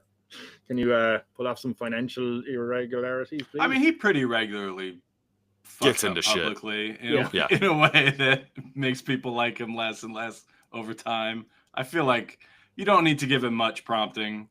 Like, hey, Al, can you just make sure you do one shitty thing a year? He's like, I got it. No, not right now. We're still on episode 2. Wait until... Yeah. Don't do it all in one you day. know what? Like, Actually, can you spread it space out. them out a little Yeah. bit more? Because you're a pretty shitty dude, actually. We're getting close to the end because Glenn has a hard out at 11:30, so we have 20 Yep. minutes. We typically, I don't think we've been overly cynical or negative this episode. Is there anything in the world of comedy, Kevin? Have you done stand up before? Have you attempted? Okay. I technically done stand up, and it was terrifying. Like, Oh, okay. So what happened was when I finished college, the year after I finished college, one of the guys who was in college with me said that he was doing an independent movie. Just as a disclaimer, the name of the movie is Devil Mendham. You won't find it anywhere. The reason why, apparently the director and the producer had a big argument, and the director is just missing. I presume dead. But he took the entire thing. I don't know what happened. Genuinely, I don't. Okay. But I was cast, even though I'm not an actor, I said, go on, I'll do it. I was cast as like the main guy's best friend. General plot is the hero of the story comes You back did it from- as a favor. I'm was like, yeah, why assuming not? you did an Give it a go. audition. Yeah. No, okay. no, I didn't need an audition. Yeah. I was like, yeah, no, fine. Just saying. I would work for free for credit, and then there's no credits. But the main plot was the hero of the story. This fella comes back Mhm. from he was over in Norway for a few years working, but he comes back to look after his dad. His dad's getting on, he's living alone, and when he goes back to his dad, who's a curmudgeon as well, his dad is living with someone, has a new housemate, and the plot is that like the son is pretty convinced that the housemate is the devil, like he has to be. My And stepmom's an alien. Yeah. I I get it. I get think it. he is the devil by the end of it. Anyway, Yeah. I was cast Oh. as the son's best friend from school who never left town, a loser who like peaked in high school, that sort of person. So Who doesn't get asked to perform at the Bicentennial County Fair, no. but like is real It's indignant fine. about like why they should have been offered. Yeah, and I hate fictional characters because they're not real like me. Blah blah blah. Yeah. And I'm Tough shit part. at leading a country. No, I don't. And I am 100% sure of judicial law that Yes, if you are filming I- a documentary and someone says they're going to do something that If you you follow are, a person it is around with a camera illegal. for weeks and weeks, and all they do is talk about how they're going to murder these specific teenagers, you are involved in a conspiracy to commit murder. It's not a matter of opinion, Glor. You are. That's what conspiracy is. They could He get gave them arrested. date and time. I He's like, this think- is where this is happening. Full moon. You dropped the moon on the country. So you're saying I hand that to the police? Like, But you so he openly doesn't- stated it. So he doesn't do it though, and he He's never kind does. Was a crime committed? Yes. Yeah, because he was kind of- Conspiracy is a crime. It's not just like a fun little add-on at the end. It's But I'm harder saying, to prosecute if if he an doesn't- actual crime is not committed. But planning to murder children is a crime, all by itself. What a So if state. I write a story, if I write a script that details things that would happen, but I never go through with it, and There the was a characters are rapper, named. Okay. I don't know which one, who rapped about actual crimes that he committed. Yeah. And the court case was, well, is the fact that this is like musical, is it a First Amendment thing? Can we use this as evidence? But it is. But he like, rapped about admissions. He didn't rap about hypotheticals. Yeah, like I will rob a bank. He rapped about I robbed If the I bank last night. plan, Oh no! To Don't rob pivot. If he I'm not rapped pivoting. about, Shut the. I'm gonna boot you off this call. Let me finish the thought. I'm in a bad mood. Can I finish? If I plan to rob my local bank and I have an elaborate, specific plan, I have to prove a that you are crime. actually planning You have to prove that I have like plans. that I've done the work of doing the plan. Like, oh, I don't know, film the whole thing over courses of weeks. Like, yeah, like that's if Would it you do a come- documentary called Glenn Tickle Plans to Rob a Bank, and I tell you all the ways I would rob a bank, that is evidence in a crime. I've committed What- a crime. if I rob you a bank go or not. to No. rob the No. bank, No. If you, what if at the Whether very I do it or start, not. if you gave a wink and then started talking, No. If I'm making work. specific Wink, don't work. plans to rob a specific bank, you can like, oh, I'm writing a heist movie. Hypothetically, how would we rob a bank? That's nothing, right? That's a thought exercise. If I go, all right, I'm going after Warren County National Bank on this day. This is my plan. That is a crime. I don't. It's not until you It doesn't start matter trying to if put you it think into it is or not. It is. intent. That's What do you what think? What do you think, conspiracy is. Kevin? I think it's very much like the people who go, "I'm just asking questions." On the news, news. Oh, you on the know, news. Okay. Yeah. And they're like, "Hey, I'm just asking questions." Like, you know what you're doing. I'm kind of siding on Glenn with this, actually. Because I'm Okay. correct. It's not a matter of siding with me. I'm actually in the middle of my screen, and I'm noticing. Look, and it might be different in Ireland. I don't know what the rules are over there. Well, But- there is Kevin Law in There is Kevin Ireland. Law. Yeah. If I draw up schematics and set a schedule and I map the guards, where the cameras are, when does the guard take a break for lunch? That stuff, I'm committing a crime. But what if you say, "I'm doing this for research for my script," and you do the exact same thing? And you wink. I mean, And you Winona wink. Ryder said she's doing research when she was shoplifting. She's still shoplifting. Like, But she did commit a crime. Her saying, I'm going to go there and Yeah, if she shoplift had- is it's not the a crime. specifics that make it. I know. Again, you can say, how would you rob a casino? All right, well, there's probably a vault, so we'd have to get in there. How would we get rid of, the hypothetical guards? If you go to Atlantic City and stand around a casino and they're like, hey, man, you're not really like gambling. You're just kind of like looking at security features and you're like, oh, I'm writing a script. They're like, get the fuck out. Yeah, but they wouldn't arrest you. They might, because you're Yeah, but they're- committing a crime. Yeah, but And then if In you that said- case, if you're just standing there looking, looking at stuff, But you're not committing a crime you're unless you're not trespassing. generating evidence for Yeah. that crime. but that's trespassing, not. Yeah, Oh, that's you not prefer- intent. You can't go case the joint. You guys understand do you know what that, this right? is? Do you know what this is? This is whether you agree with Minority Report or not, and Glenn does. No. He does. Oh, That's what. yeah. But Wow. anyway, we might stand No, up. do it's electric not. do electric sheep? That's what you guys seem to think it is, but it isn't. If you make specific plans to commit a specific crime, that in itself is a crime. I just want to point out, Glenn was much more relaxed on my podcast. This always happens Ricky when we have wasn't on it. this Yeah. always happens when we have a guest. It turns into 2 against 1. Yeah, Ricky's acting out because we have company. He's trying to get bad attention. we- Yes, your stand up. Sorry. I I will for the next episode. I will do some research about God, intent. Our next guest is going to be a and- fucking lawyer who can explain laws to you. I love that when you get upset, it's my incompetence or my lack of understanding or knowledge. It's not that you're standing behind your topic or your what you think is right. You're more annoyed that I could be so dumb to not agree with that. No, I'm you're more saying annoyed. facts. Look, I had this argument online with people this week. Kevin's like, Not about conspiracy. So the SNL sketch with the lady from White Lotus with weird teeth. Mm. yeah, White They POTUS. did- Yeah, They Amy did Lynn, the White whatever. POTUS sketch, Yeah. and then there's like she catches a stray of like they make fun of her teeth, and she released a comment. She's like, "Kind of sucks, guys. Actually, like it's mean."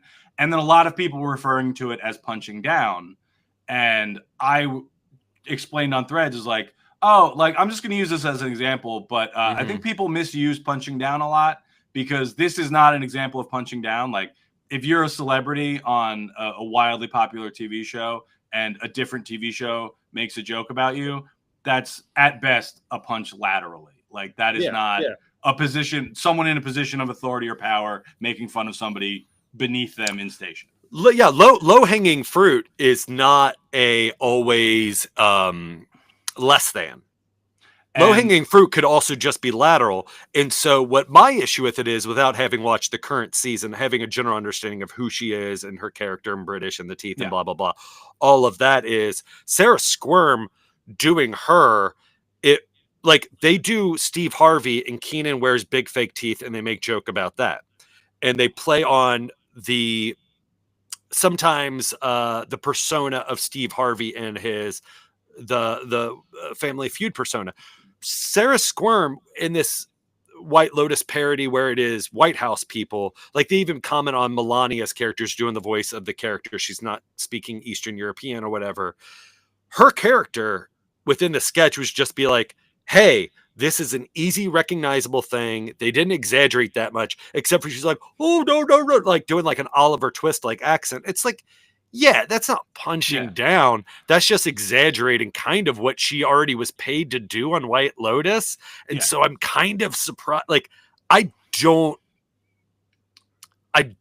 get why she was upset with that. I get why she's upset. It's a bad, mean joke, but it's not. But they didn't make a joke about. I know, but they didn't make a joke about her. Yes, they were just like, she's like, what's fluoride? The joke is she's like, what's fluoride? Because she's got bad teeth. Even right, though and she's fluoride British. doesn't make you have straight teeth. It makes you have stronger teeth, less prone to cavities. Not white, it also discolors them. But that's not the point. The point I was making, I was like, this, I agree. It's not a good joke. I'm not defending the joke. I'm just saying the people who are saying it is punching down, you are using that term wrong. And a bunch of people were like lining up to argue with me. They're like, no, that joke was so mean. I was like, I agree with you. It's a mean joke. My argument is it's not punching down. And they're like, oh, you're just defending. I'm not defending anything. I'm saying you are using the phrase punching down wrong. And then people are like, no, it still is because they're making fun of her appearance. It's like, no. Again, it's a shitty thing to do. But Saturday Night Live making fun of a celebrity, not punching down. Just objectively what those words mean. This is not an example of that. More importantly, it's low hanging because they're making fun of the character. They're making fun of the stereotype that's why I don't think it's a mean, dumb joke. I think it's just just lazy. It is what it is. It's just like, yeah, this is how she is on the show. She looks like this. They play into the fact that she's British, kind of country bumpkin, and has fucked up teeth. And but she's people British. are arguing with me that it is in fact punching down, because like anytime you make fun of a woman's appearance, it's punching down. It's like, no, it's not. You shouldn't do it. I agree, but it's not. That's not what it is. If I do it, the handsomest man who ever done lived, if I make fun of a lady for being ugly, that's me. That's punching down. Yeah, because I'm so good looking. But one TV show full of celebrities making fun of a different celebrity on a very famous that's sideways punching is what it like. One guy tried to argue that like she's not a celebrity. I was like, that's insane that you she plays a character on one of the most popular shows. That's why they're doing a parody. Like White Lotus or whatever. And everyone went, I have an opinion on this. I think she's fairly well known. I ended up blocking this dude because he followed it up with more insanity. Glenn loves blocking people, by the way. I'm all for it. I love it. No, absolutely. He's like, well, she's not the star of the show. He was like, his argument was like, she's only like 6th on the call sheet. I'm like, that episode, the finale of White Lotus got better ratings than that episode of Saturday Night Live. She has been on multiple seasons of a Netflix series. She, I believe, is like the co-star of a sitcom right now on the BBC. Like, she's a known entity. She's not some lady SNL was mean to. And again, I'm on her side that it is a mean joke. I'm just arguing the semantic point that it's not punching down. The same way I'm trying to argue with you that a planning to conspiring to commit a crime is itself a crime. Whether you think it is or not, it is. I think there's a line that is crossed that it then becomes a crime, but I don't know enough about it until I do some research to figure out what that line. I'm saying, agree with me because I do. I'm right. What that line is. Need to get a lawyer on some bullshit lawyer. We're gonna have Glenn's former college roommate Nick Solomon come on Daddy-O.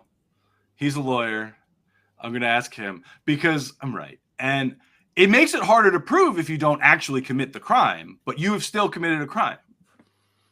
A kid just got arrested for planning a school shooting.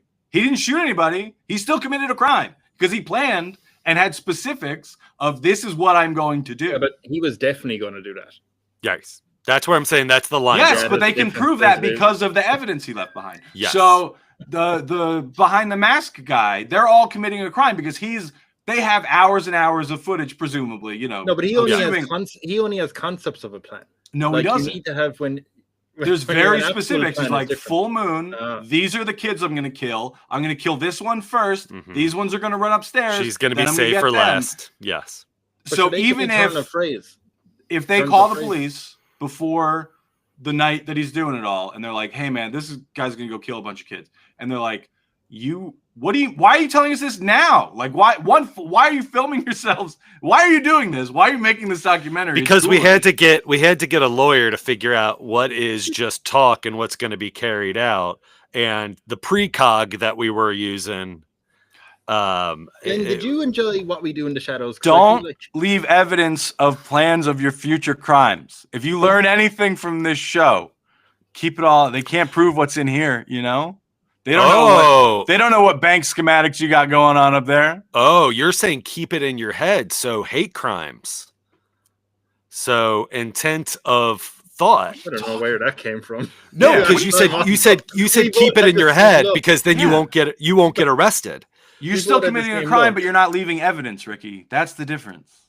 Get away with it.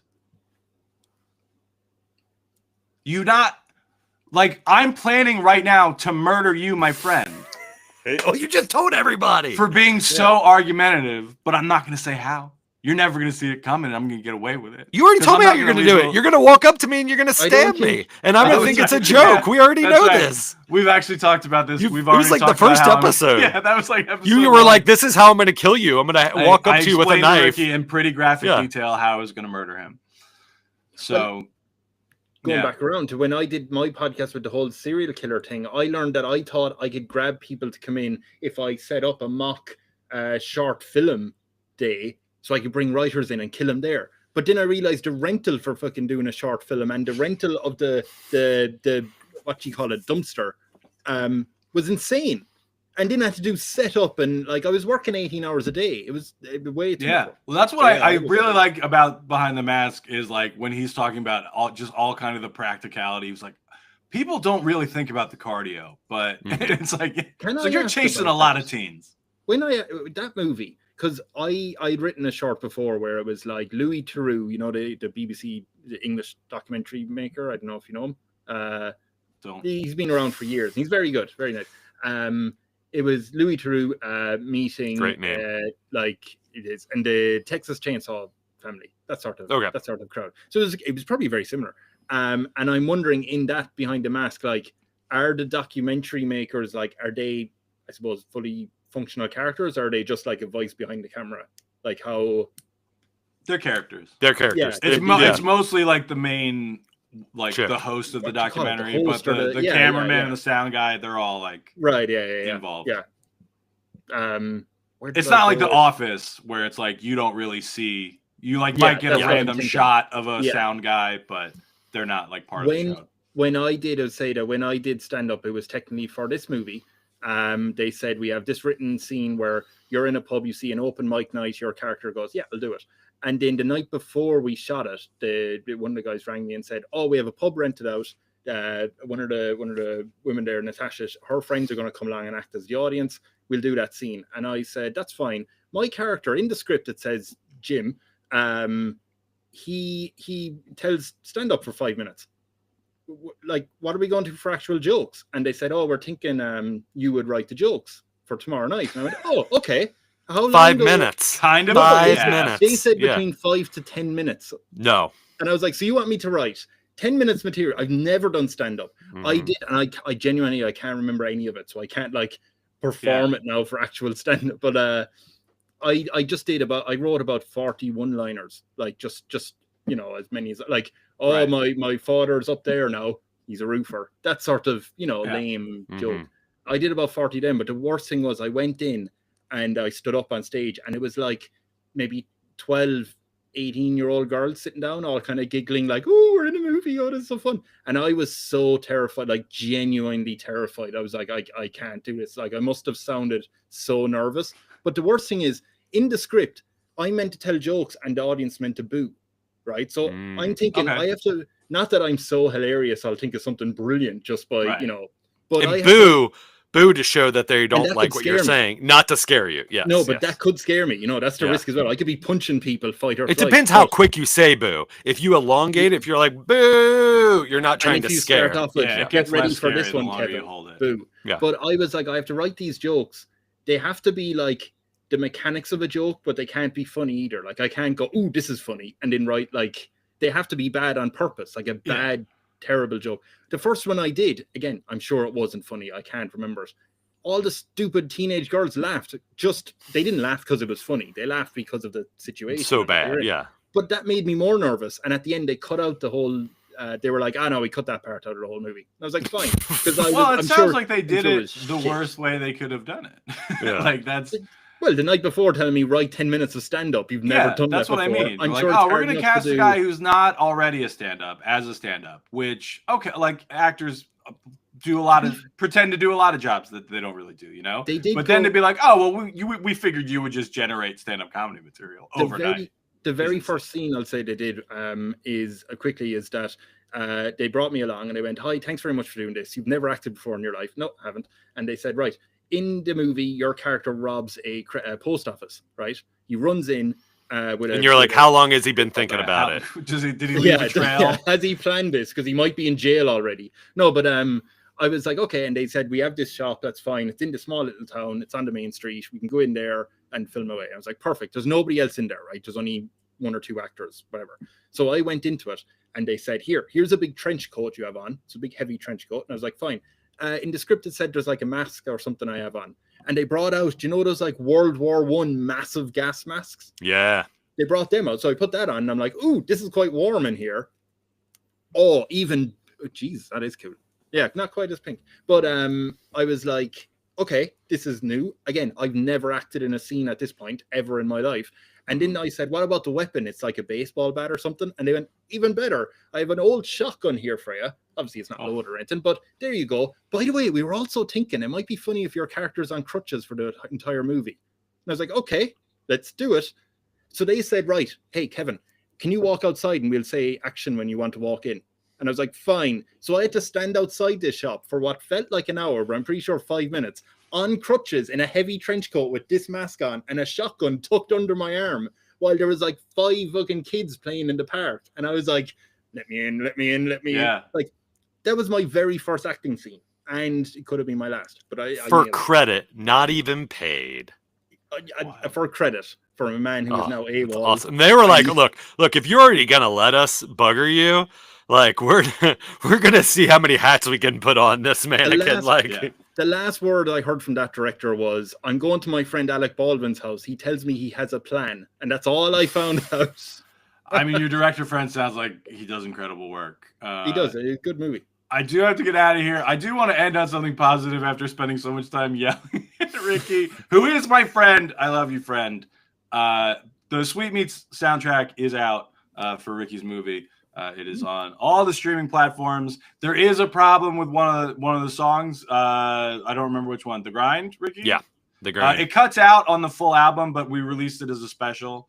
That seemed to be the easiest short-term fix. I'm working with DistroKid to get the actual album sorted, but in the meantime, if you want to hear that whole song, just look for the single version. But it's good, it's fun, and you're doing another screening coming up.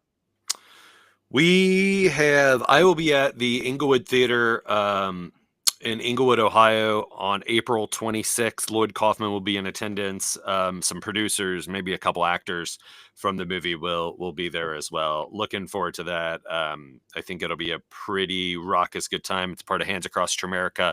With that lineup of 6 Troma movies, you get the original Toxic Avenger and Cannibal the Musical. That's the only location where those 2 classic Troma movies will be shown if you're going to any of the screenings of Hands Across Tramerica in the United States from now until June. I think some more dates are going to be added. Hell yeah. Kevin, you have anything coming up? No, no, I'm free. Do you want to do something? My episode? I have your episode, Yeah. Ricky, is coming out. I want to say it's the start of, what are we, April now? I think it's the start of June. Because the podcast releases every week, every Thursday. On wherever you find sexy podcasts in your area. But yeah, no, I'm just doing that every week, and that's pretty much it. Yeah, I don't remember when my episode came out, but if people want to scroll back to that one, I know you said Brad Sherwood on a couple weeks Brad ago. Sherwood I feel was like on it. Yeah, that was American really listeners cool. might be familiar with him. Mhm. But I've not listened to every episode since I've been on, but like I dip in. I've heard a couple, and a lot of it's like I don't know the person that you're talking to necessarily. I don't even know the person I talked to before. But, yeah, no, most it's times always I fun, like it agree. is such a fun idea for a show. It's like, great. I'm gonna bring funny people on to talk about how they would run their own country. Oh, yeah. I think we found each other originally on the Threads, if I remember. Basically, what correctly. happened was I would go on and I'd find someone, and Ricky will disagree with this, but you know what? Fuck that. I will go on and I'll just be scrolling through and I'll see like Glenn and I'll go, that was a funny comment. It'll start off with, I don't want to be a petty bitch, but, and Yeah. then I'll go, that's a funny comment. And I'll be like, You're never gonna believe what my county's Like- doing. I agree. And I'll quickly check the profile and go, they seem fine. Like, what's the worst can happen? And then go, hey, Right. how are you? Do you want to?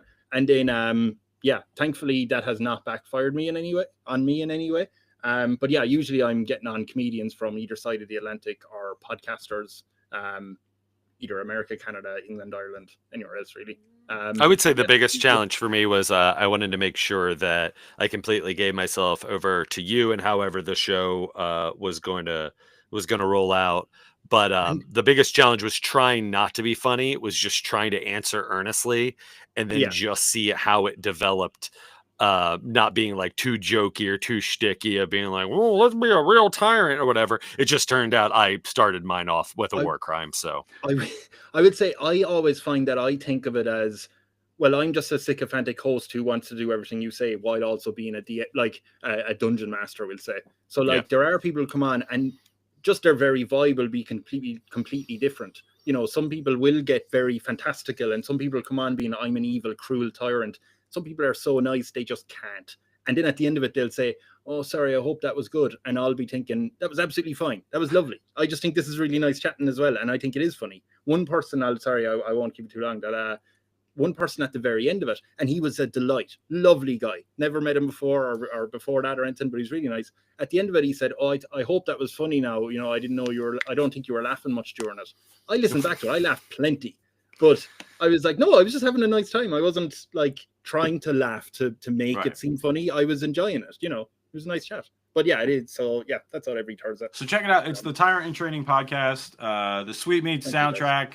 I'm hosting local trivia Tuesday nights. If anybody's not at the county fair, he's not even going to be there. Appreciate You're my not gonna show level for of it. fame. That's bitter. Should you Yeah, show up with like one of those Fisher Price like little like with the microphones and just be walking like throughout the fair with your children? There was a thing I saw on the website for it where they're like, oh, like local vendors can, you know, you can set up a table for free, but like you got to bring the table. And it's like, I'm Show going up as the to bring shadow. a little tent. I'm just going to do comedy in a little tent. Love it. But I'm not going to do it because, again, I don't actually want to do the event. I'm Yeah, just no, kind of, Oh, you do pissy though. about Elite them not away, asking If you don't go, it'll elite away. I know. I don't want to go to festivals. Yeah, it doesn't seem fun. But yeah, the Daddy-O tour, we're hitting the road next month. So you can go to circustrapeze.com/Daddy-O tour. We're not coming to for Ireland. that. No. That's Yeah, the problem with I my mean- podcast. Nothing on the books. I'll go to Ireland. Oh yeah. The genuine problem with my podcast. I'll take any is excuse to leave this country right now, bud. There's why? Tyrant in training. Yeah. There's a lot of people, loads of people, right, who've come onto the podcast and go, they seem really nice, right? It's a fun chat, whatever else. And then they'll go, yeah, I'm in New York, or I'm in Montreal, or I'm in even England and stuff. And I'll be like, right. I'll never get to see their live show. Like, unless I look online, but it's not the same. Like, you want to be there at the live show. That's one of my biggest annoyance with the podcast. I'm like, hey, I'll chat you. I'll never chat you. Let's admit it. Well, I want to announce before Glenn goes and we play the outro theme. I am starting a new podcast called "I'm Planning a Crime." ... Oh, where every week we're going to plan a conspiracy of a crime until one of us gets arrested, because we have no intentions of carrying it through, but we're going to plan it to the nth detail. Well, thanks for tuning into the last episode of Daddy-O, everybody. Ricky's going to get stabbed sometime over the next couple of days. I don't want to say exactly when, because that probably our first Daddy-O show. Yeah. This is First and last, Minerva, Ohio, I think. Roxy Theater. Yeah, check it out. But I do really got to go grab my kids. Great talking with you, Kevin. Thanks, still guys. great talking with you, Ricky Lawler. Have a good day, guys. Bye. It didn't play. We stay here now. It's the Daddy-O show. But I'm now mad that it's not doing it. When it should. It's the Daddy-O show. Maybe it has planned this from the start. Oh, it's maybe I got arrested. Hang on. It's the Daddy-O show.